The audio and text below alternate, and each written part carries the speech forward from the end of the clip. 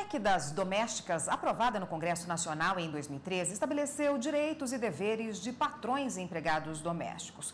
Quase 2 anos depois da aprovação da proposta, a Câmara aprovou o texto base, que regulamenta alguns itens, mas ainda faltam outros.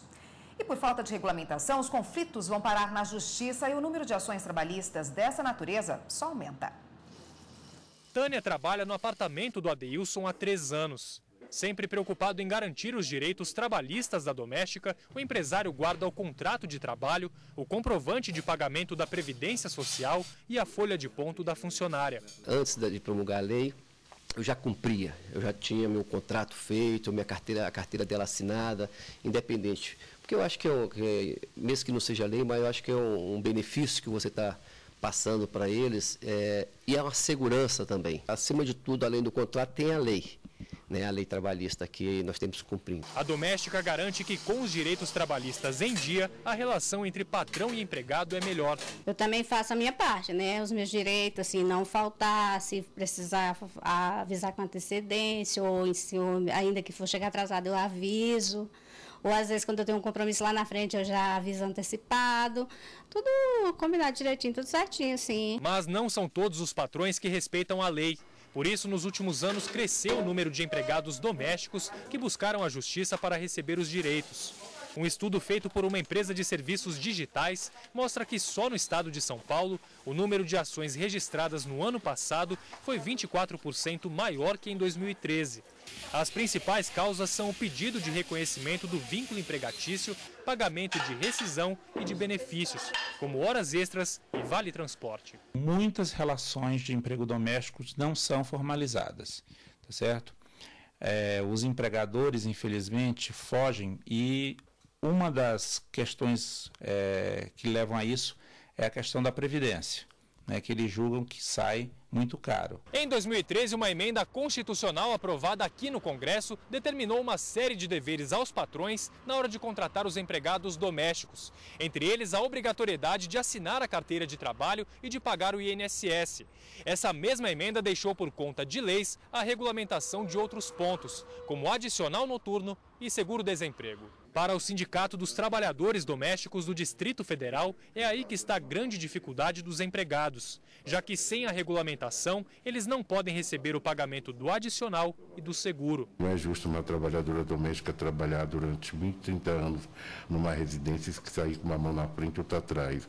Nós queremos que esse FGTS seja obrigatório para todos os trabalhadores domésticos, que a empregada doméstica tenha direito a seguro-desemprego, adicional noturno, salário de família, auxílio creche, principalmente adicional noturno, que tem acompanhantes de idosos que trabalham em residência, tomam conta de pessoas adoentadas e que ficam acordadas durante a noite toda. Muitos empregados ganham mais do que o salário mínimo, mas o empregador combina com ele de colocar na carteira só o salário mínimo para pagar a previdência sobre o salário mínimo.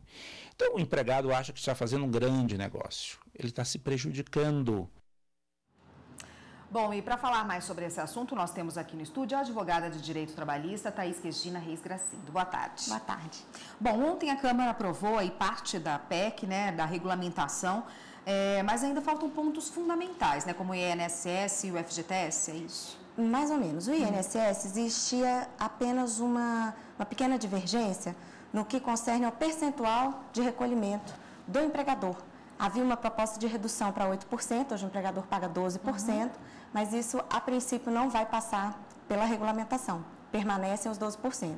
Quanto à cota do empregado doméstico, varia de 8% a 11%, dependendo da faixa salarial.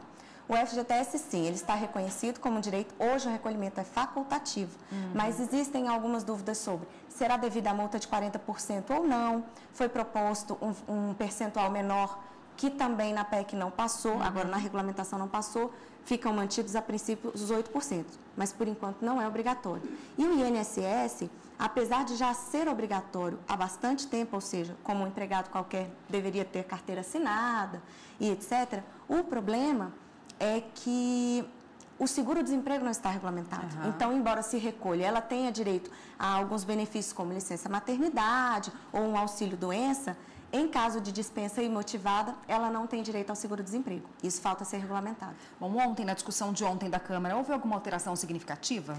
Essas eram as principais questões. Então, ainda isso ficou fechado, ou seja, o percentual do empregador se mantém, mas o FGTS ainda não. E o seguro-desemprego ainda também não ficou fechado. Volta a ser discutido, então, isso? Volta a ser discutido. A princípio, são 3 meses só que a doméstica tem direito a receber, enquanto os trabalhadores normais têm até 5 meses, a depender do período de trabalho anterior.